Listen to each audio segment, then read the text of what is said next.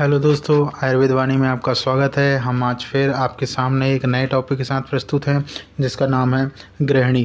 तो चलिए गृहिणी को स्टार्ट करते हैं। सबसे पहले हम किसी भी रोग को पढ़ते हैं तो उसका परिचय देखते हैं। तो व्याधि परिचय में बताया गया है कि आचार्य चक्रपाणी कहते हैं कि गृहिणी में स्थित जो अग्नि दोष है को ही गृहिणी दोष कहते हैं। मतलब गृहिणी में जो अग्नि होती है उसमें यदि दुष्टि उत्पन्न हो जाए तो उसे गृहिणी रोग कहते हैं। फिर आगे बोला है कि गृहिणी को अग्नि का अधिष्ठान कहा गया है। इम्पोर्टेंट पॉइंट है, स्टार लगा लीजिए, ये ऑब्जेक्टिव में पूछा जाता है। फिर इसके हम देखते हैं इसकी निरुक्ति। तो निरुक्ति में बोला गया है कि अन्यस्य ग्रहणात् गृहिणी मतः। इसका अर्थ होता है गृहिणी जो है अनि, ग्रह और अनि दो शब्दों से मिलकर बनी हुई है, जो कि और अणिच प्रत्यय लगने पर गृहिणी शब्द बनता है, जिसका अर्थ होता है ग्रहण करना। मतलब किसी भी चीज़ को ग्रहण करना गृहिणी कहलाता है।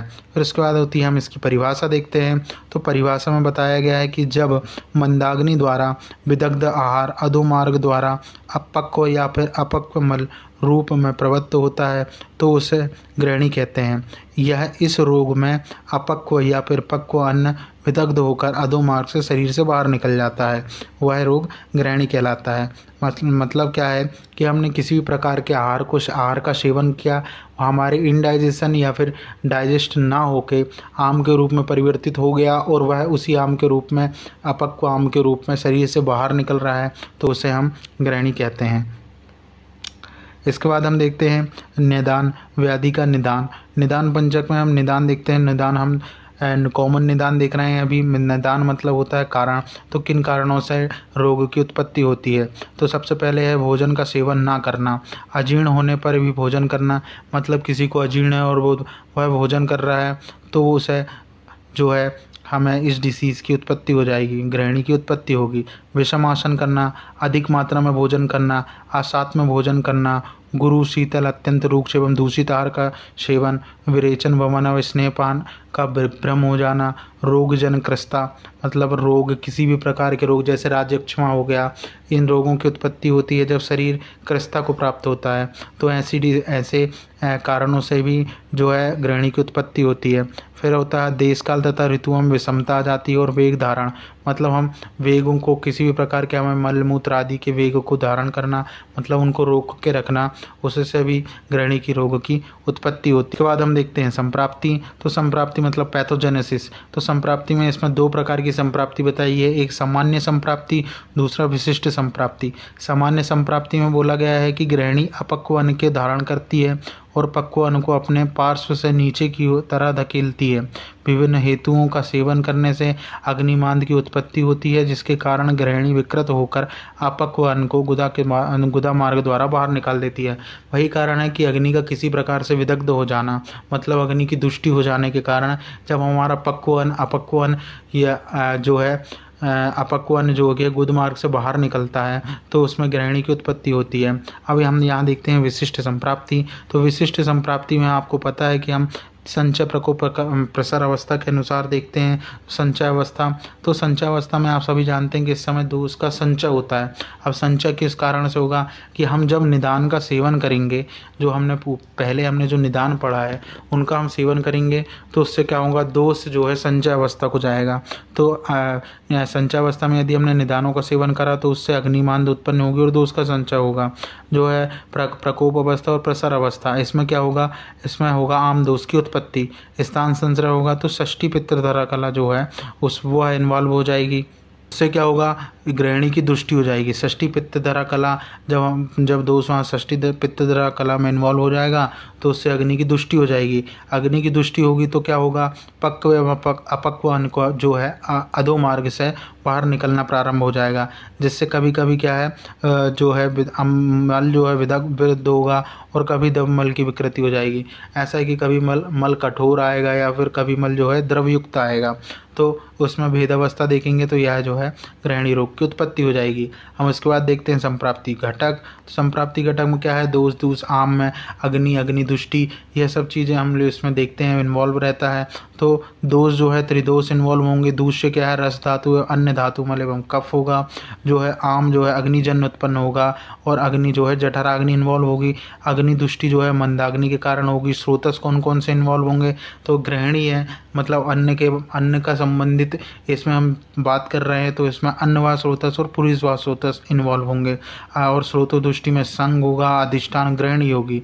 प्रभाव क्या है, बालकों में यह जो है साध्य डिसीज़ है और युवावस्था में कृच्छसाध है और वृद्धावस्था में असाध्य डिसीज़ है। इसके बाद हम देखते हैं पूर्व रूप। तो किसी भी रोगों के उत्पन्न होने से पहले हमारे शरीर में कुछ लक्षण दिखाई देते हैं, उसे हम देखते हैं, उसे हम क्या कहते हैं, पूर्व रूप कहते हैं। तो किसी भी डिसीज़ के उत्पन्न होने से पहले, जैसे कि हम ग्रहणी के बारे में पढ़ रहे हैं, तो उससे उत्पन्न ग्रहणी रोग किसी रोगी को उत्पन्न हो उससे पहले उसे क्या क्या लक्षण दिखेंगे, तो उसमें सबसे पहले उसे तृष्णा होगा, बल क्षय होने लगेगा, खाए हुए अन्न का विदाह होगा, शरीर में भारीपन रहेगा, भोजन का चिरपाक होगा, मतलब लंबे समय के बाद भोजन का डाइजेशन होगा। फिर आलस्य रहेगा, कांस, आरुचि, आंत्र कुंचन, आंत्र में गार्गलिंग साउंड उत्पन्न होगा, अंगसाद होगा और कभी कभी क्या है छर्दी। छर्दी मतलब होता है वोमिटिंग, कभी कभी उसको वोमिटिंग होना प्रारंभ हो जाएगी। हम देखते हैं भेद। तो आचार्य चरक, मादक और गणनासेन और अन्य जो हैं उनमें भेद बताए हैं, जैसे बातिक पित्तज और कफज त्रिदोषज, यह आचार्य चरक और सुश्रुत ने बताए हैं। आचार्य चरक और सुश्रुत ने बताए हैं। और आचार्य मादकर ने वातिक पित्तिक कफज सन्निपातिक ग्रहणी के साथ साथ उन्होंने संग्रहण ग्रहणी और घटी यंत्र ग्रहणी बताए हैं। आचार्य गणनासेन है, उन्होंने राजस ग्रहणी, छत्तस ग्रहणी, क्षयस ग्रहणी और निर्मोक ग्रहणी का वर्णन किया है। और अन्य भेद में स्वतंत्र ग्रहणी और परतंत्र ग्रहणी दो प्रकार की ग्रहणी बताई हैं। चलिए प्रत्येक जो है ग्रहणी का प्रकार बताया है, हम उसके लक्षण अलग अलग देखते हैं। वातिक ग्रहणी में क्या बताया है कि ग्रहण किए हुए अन्न का कष्टपूर्वक पाक होना, जो है अन्न का अम्लपाक होना एवं खरतांग होना, मुख में कंठ में शोध होगा, विसूचिका होगी, कर्णनाद होगा एवं विसूचिका होगी। फिर उसके बाद आता है पित्तज ग्रहणी। तो पित्तज ग्रहणी में बोला गया है कि रोगी का पित्ताव वर्ण का हो जाना, अजीर्ण होना, नील पिताव एवं वर्ण के में मल का जो है निस्मरण होना, मतलब नील पिताव वर्ण के मल का प्रवृत्ति होती है, एवं पूय युक्त मल का होना, पूय मतलब पस युक्त मल का होना, आरुचि एवं तृष्णा। इसके बाद है नेक्स्ट कफज ग्रहणी। कफज ग्रहणी में बोला गया है कि खाए हुए आहार का कठिनता से पाचन तो है ही, हल्लास उत्पन्न होगा, छर्दी उत्पन्न होगी, आरुचि, मुख में के भीतर मललिप्तता रहेगी, मुख्य माधुर्य रहेगा, उदर में गौरवता रहेगी। सन्निपातज ग्रहणी मतलब तीनों दोष मिश्रित लक्षण दिखाई देगा जो तीनों दोषों में है। फिर उसके बाद आता है संग्रहण ग्रहणी। संग्रहण ग्रहणी में बोला गया है कि आंत्र में कुंचन रहेगा, आलस्य रहेगा, सदन रहेगा, दौर्बलता आएगी और कटी में वेदना। कहता है घटी यंत्र ग्रहणी। तो घटी यंत्र ग्रहणी में बोला है कि लेटते समय पार्श्व में शूल रहेगा, अधिक दुर्बलता होगी, मल त्याग के समय जल में डूबे हुए जो है घड़े के समान ध्वनि उत्पन्न होगी। ठीक है। फिर उसके बाद है राजग्रहणी। तो राजग्रहणी बोला गया है कि अपक्व एवं स्निग्ध मल की प्रवृत्ति, सांद्र पित्त श्वेत मल की प्रवृत्ति, सचत श्लक्षण एवं जीवा का होना, है ना। श्लक्षण मतलब होती है जीवा में चिकनाहट रहना। फिर आता है रोगी का शरीर जो है पांडु वर्ण का हो जाना। पांडु मतलब होता है पीला वर्ण, येलोइस। फिर आता है रक्ताल्पता, शरीर में ब्लड की कमी उत्पन्न होगी। फिर आता है छत्तस ग्रहणी। छत्तस ग्रहणी में बोला गया है कि आम युक्त तथा रक्त मिश्रित द्रव मल की प्रवृत्ति होगी, बार बार मल प्रवृत्त होने लगेगा।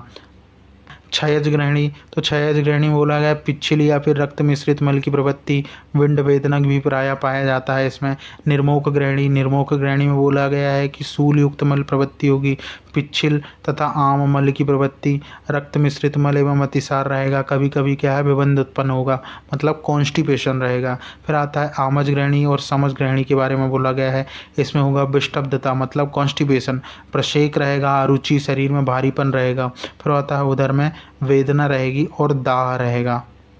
इसके बाद हमने सभी प्रकार के जो है गृहिणी रोग देखे, तो गृहिणी के भेद देखे, और हम देखते हैं इसके बाद इसके साध्य असाध्यता। तो साध्य असाध्यता में बोला गया है कि एक दोषज गृहिणी, मतलब ऐसी गृहिणी का प्रकार जिसमें एक दोष इन्वॉल्व होगा तो वह साध्य हो। सन्निपातज गृहिणी कृच्छ साध्य होगी, संग्रहण गृहिणी जो है दुष्चिकित्स्य होगी, और घटी यंत्र गृहिणी असाध्य होगी। तो इस प्रकार हमने गृहिणी डिसीज़ के जो निदान, संप्राप्ति, भेद और उसके साध्य असाध्यता देखे, उसके पूर्व रूप देखे। को वीडियो अच्छा लगा हो तो प्लीज़ सब्सक्राइब करें, शेयर करें और हमारे साथ ऐसे ही बने रहें। Thank you.